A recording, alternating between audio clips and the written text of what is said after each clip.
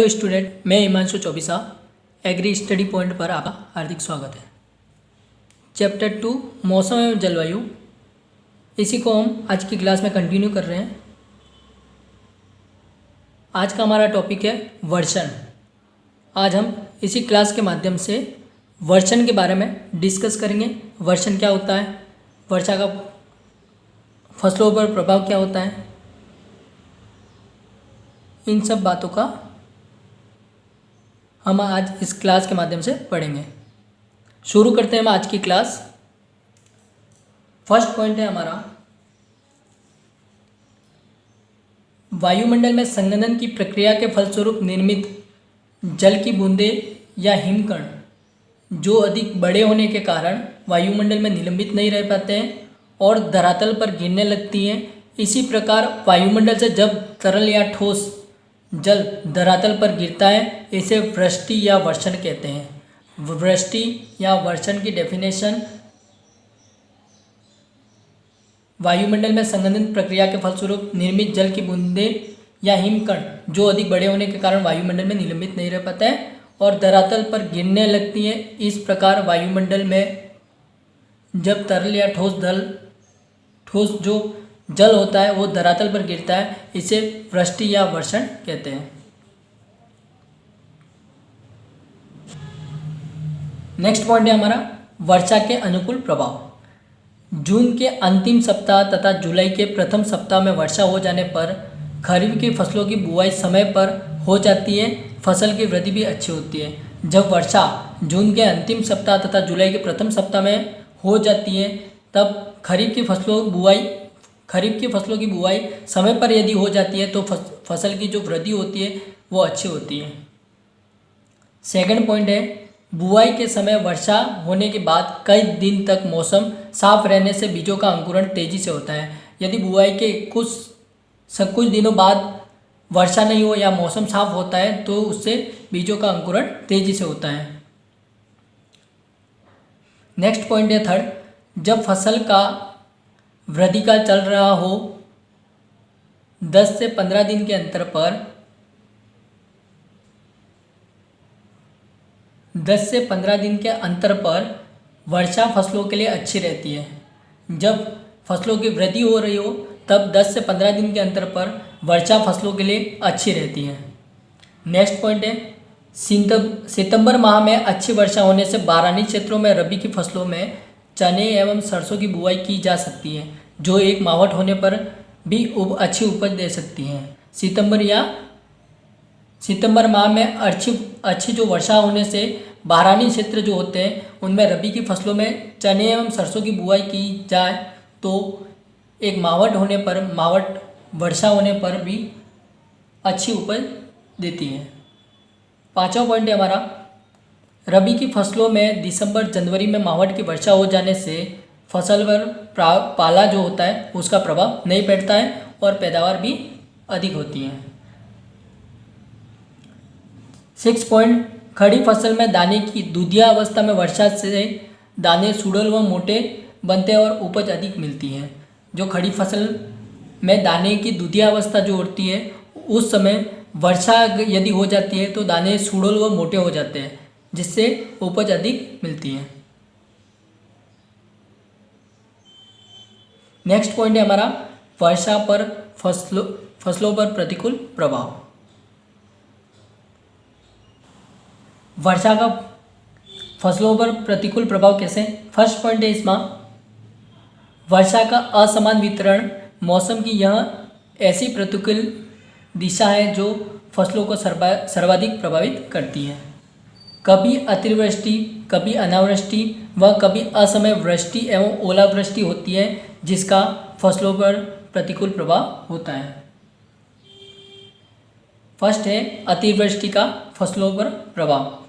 खेत में अधिक समय पानी रहने से जड़ क्षेत्र में वायु संचरण प्रभावित होकर फसलों की पत्तियां पीली पड़ जाती है। खेत में ज़्यादा समय तक पानी भरा रहता है तो जड़ क्षेत्र में वायु संचरण नहीं हो पाता है, जिससे पत्तियां पीली पड़ जाती हैं। पौधों को आवश्यक पौधों को आवश्यक पोषक तत्व की आपूर्ति कम होकर पौधों की वृद्धि रुक जाती है। विशेष रूप से बाजरा, मक्का, मूंग, उड़द, लोबिया को भारी क्षति होती है। जो पानी में खेत में अधिक पानी भरा रहेगा तो वायु संचार नहीं हो पाएगा, इससे इन फसलों को मुख्यतः क्षति पहुंचती है, बाजरा, मक्का, मूंग, उड़द और लोबिया को। सेकंड पॉइंट है, खेत में पानी भरा रहने से मृदा ताप घट जाता है। मृदा में उपस्थित लाभप्रद जीवाणु की क्रिया में बाधा रहती है। जो खेत में यदि ज़्यादा पानी भरा रहेगा तो जो लाभप्रद जीवाणु होते हैं उनकी क्रिया में बाधा उत्पन्न हो जाती है। नेक्स्ट पॉइंट है बचाव के उपाय।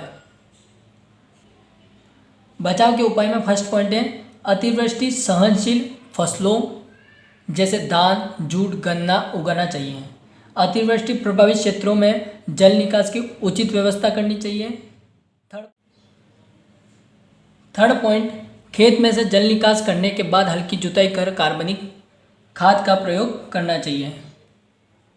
नेक्स्ट है ब है अनावृष्टि। वर्षा का असमान वितरण होने से कुछ क्षेत्र में बिल्कुल भी वर्षा नहीं होती, फसल बोनाई संभव नहीं हो जाता। यदि फसल बो दी गई हो तो वर्षा के अभाव में खड़ी फसल सूख जाती है। वर्षा का असमान वितरण होने से कुछ क्षेत्र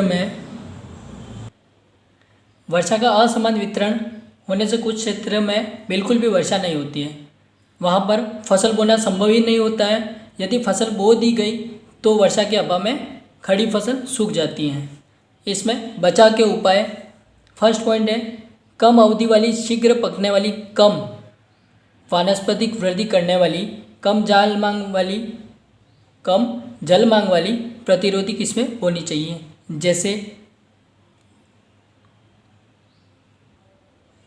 जैसे बाजरा HHB 67, RBH 177, ज्वार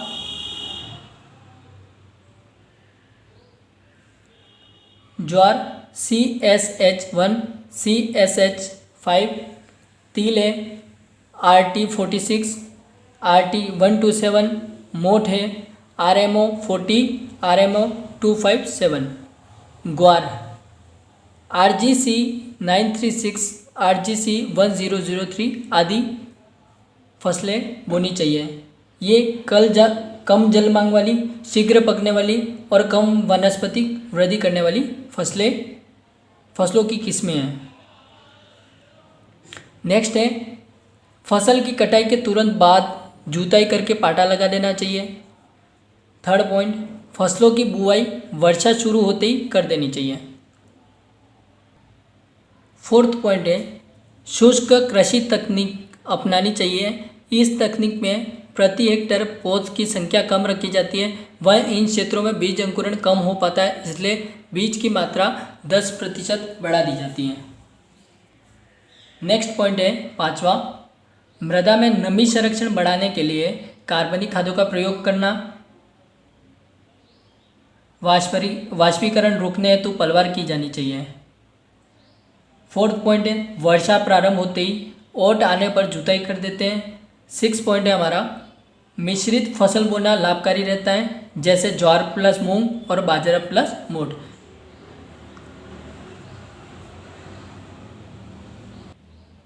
नेक्स्ट है हमारा असमय वृष्टि। वर्षा की आवश्यकता न होने पर भी वर्षा आ जाए तो इसका फसलों पर प्रतिकूल प्रभाव पड़ता है। तो इसमें फर्स्ट पॉइंट है, बुआई के तुरंत बाद वर्षा आने से बीज अंकुरित नहीं हो पाते हैं। यदि बुआई करते वर्षा आ जाती है तो बीज अंकुरित नहीं हो पाते हैं। फसल बोने के बाद निरंतर वर्षा होते रहने से खड़ी फसल में निराई गुड़ाई का समय नहीं मिलता है हमें, और फसल पीली पड़ जाती है। राजस्थान के बांसवाड़ा क्षेत्र में मक्का के खेतों में अक्सर यह समस्या आती रहती है। थर्ड पॉइंट है, फसलों के वृद्धि काल में तेज हवाओं के साथ वर्षा होने से मक्का, ज्वार, बाजरा आदि फसलें गिर जाती हैं। फोर्थ पॉइंट, फसलों में पुष्पन, बाली निकलते समय वर्षा होने से परागकण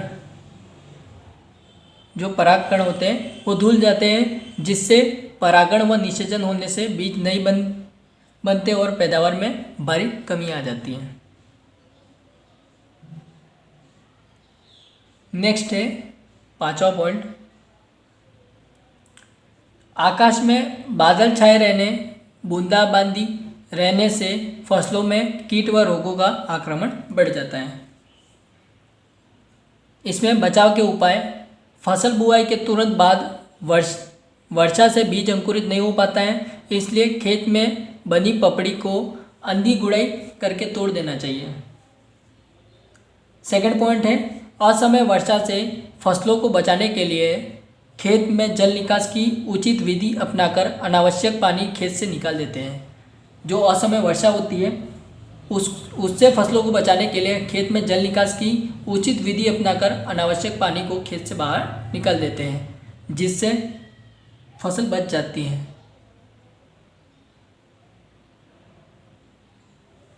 नेक्स्ट है ओलावृष्टि। इसकी उत्पत्ति वायुमंडल में जलवाष्प बूंदों का तापक्रम हिमांक से कम होने पर बर्फ के रूप में जम जाने से होता है। ओले से तात्पर्य ऐसे कंदकों से है जिनका व्यास 5 से 50 किलोमीटर होता है। मटर के दाने से लेकर टेनिस बॉल के आकार के ओले गिरते हैं। ओलों का यदि हमें पता लगाना हो ओले किस प्रकार के होते हैं तो ये मटर के दाने से लेकर टेनिस बॉल के आकार के होते हैं। नेक्स्ट पॉइंट है ओले गिरने से प्रतिकूल प्रभाव। ओले गिरने से फसलों की बालियाँ, फूल, पौधे, टहनियाँ टूट जाती है। पौधों की जो टहनियाँ होती है वो टूट जाती है, फसलों की बालियाँ और फूल भी टूट जाते हैं। अधिक ओले गिरने से रबी की पूरी फसल नष्ट हो जाती है। फसलों के फल व फूल गिर जाते हैं। फसलों के जो फल व फूल होते हैं वो गिर जाते हैं। बचाव। ओलावृष्टि से कैसे बचाव करें? ओले पड़ने का कोई निश्चित समय नहीं होता। कृषि अनुसंधान केंद्रों पर कार्यरत ग्रामीण कृषि मौसम सेवा से जुड़कर किसान मौसम की भविष्यवाणी के बारे में जानकारी कृषि मौसम सलाह के आधार पर बचाव के उपाय कर सकते हैं। ओले पड़ने का कोई निश्चित समय नहीं होता है। यदि हमें इसका पता लगाना हो तो कृषि मौसम अनुसंधान केंद्रों पर कार्यरत ग्रामीण कृषि मौसम सेवा से जुड़कर किसान मौसम की भविष्यवाणी के बारे में जानकारी कृषि जो मौसम सलाहकार होते हैं उनसे ले सकते हैं और बचाव के उपाय कर सकते हैं। 6 पॉइंट है वायु। अधिक दाब क्षेत्र से कम दाब क्षेत्र की ओर क्षैतिज गमन करने वाली हवा को वायु कहते हैं। जो अधिक दाब क्षेत्र से कम दाब क्षेत्र की ओर क्षैतिज गमन करने वाली जो हवा होती है उसे वायु कहते हैं। पवनों के अनुकूल प्रभाव। मौसम का यह तत्व पौधों के वृद्धि विकास को अत्यधिक प्रभावित करता है। मार्च अप्रैल में गर्म पछुआ हवाएं फसलों के लिए लाभकारी होती हैं, उन्हें पकने में सहायता करती हैं। नेक्स्ट पॉइंट है जुलाई अगस्त में मानसून की हवाएं चलने से वर्षा होती है। थर्ड पॉइंट वायु द्वारा अधिकांश फसलों जैसे मक्का, बाजरा, सरसों में परागण होता है। फोर्थ पॉइंट है वायु जब मंद गति से चलती है तो पौधों को कार्बन डाइऑक्साइड की उपलब्धता बढ़ जाती है, प्रकाश संश्लेषण की दर बढ़ती है, जिससे फसलों में वृद्धि शीघ्रता से होती है। फिफ्थ पॉइंट है फसलों की मड़ाई व ओसाई के समय हवा चलने से आसानी रहती है। यदि हम फसलों की मड़ाई व ओसाई कर रहे हैं तो इस समय हवा चलने से हमें आसानी होती है। नेक्स्ट है पवनों के प्रतिकूल प्रभाव। पवन की प्रतिकूल दशा मुख्यतः लू, आंधी, तूफान, शीतलहर है। वायु की गति तेज होने पर आंधी, तूफान, लू आते हैं। यदि वायु की गति तेज हो जाती है तो आंधी, तूफान और लू आते हैं। तापमान भिन्नता के आधार पर दो तरह की हवाएं चलती हैं, लू और शीतलहर। लू मई जून के महीने में गर्म हवाएं जो पश्चिम दिशा से चलती हैं इन्हें लू कहते हैं। मई जून के महीने में गर्म हवाएं जो पश्चिम दिशा से चलती हैं इन्हें लू कहते हैं। शीतलहर दिसंबर जनवरी में जो ठंडी हवाएं उत्तर दिशा से आती हैं इन्हें शीतलहर कहते हैं। ये दिसंबर और जनवरी माह में ठंडी उत्तर दिशा से आती हैं इन्हें शीतलहर कहते हैं। फसलों पर प्रभाव। आंधी तूफान आने पर गन्ना, ज्वार, बाजरा आदि फसलें गिर जाती हैं। यदि फसल कटाव व पकाव के समय ऐसा होता है तो कटाई में कठिनाई आती है। नेक्स्ट पॉइंट है वृक्षों की टहनियाँ टूट जाती हैं। कई बार तो वृक्ष जड़ सहित उखड़ जाते हैं। नेक्स्ट पॉइंट फरवरी मार्च में तेज हवाएं चलने से फसलें शीघ्र पकने लगती हैं, दाने सिकुड़ जाते हैं और प्रति इकाई क्षेत्र से उपज कम प्राप्त होती है। जो फरवरी मार्च में तेज हवाएं चलने से फसलें शीघ्र पक जाती हैं, दाने सिकुड़ जाते हैं और प्रति इकाई क्षेत्र से उपज में कमी आ जाती है। फोर्थ पॉइंट है तेज हवाएं चलने से उच्च तापक्रम के प्रभाव से फसलों की जलमांग बढ़ जाती है, शीघ्र सिंचाई करनी पड़ती है। पांचवा पॉइंट है फसलों के फल फूल आते फल वृक्षों के फल फूल जाते हैं। जो फल होते हैं फल वृक्षों के वो फूल जाते हैं। बचाव के उपाय। फर्स्ट है वायुरोधी वृक्ष लगाकर। वायुरोधी वृक्ष जैसे खेजड़ी, बबूल, शीशम, जंगली जलेबी आदि खेत या बाग के चारों ओर लगाने से तेज हवाएं, आंधी, तूफान, लू आदि का प्रभाव कम हो जाता है।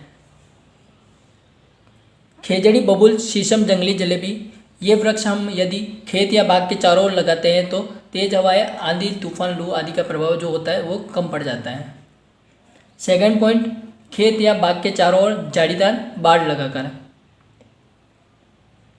खेत के चारों ओर करौंदा, मेहंदी, अरहर की बाड़ लगाने से फसलों पर इनका प्रतिकूल प्रभाव कम किया जा सकता है। झाड़ीदार बाड़ जो झाड़ीदार वृक्ष होते हैं जैसे करौंदा, मेहंदी, अरहर इनकी बाड़ लगाकर हम फसलों पर इनका प्रतिकूल प्रभाव कम कर सकते हैं। नेक्स्ट पॉइंट है स्तंभन। स्तंभन इम्पोर्टेंट पॉइंट गन्ना, ज्वार, मक्का की फसलों उन्हीं की पत्तियों द्वारा बांध देते हैं। इस क्रिया को स्तंभन कहते हैं। डेफिनेशन पूछी जा सकती है 100%। गन्ना, ज्वार, मक्का की जो फसलें होती हैं उनकी जो पत्तियां होती हैं उन्हीं के टहनी के या तने द्वारा बांध दिया जाता है। इस क्रिया को स्तंभन कहते हैं। इससे फसलें गिरने से बच जाती हैं।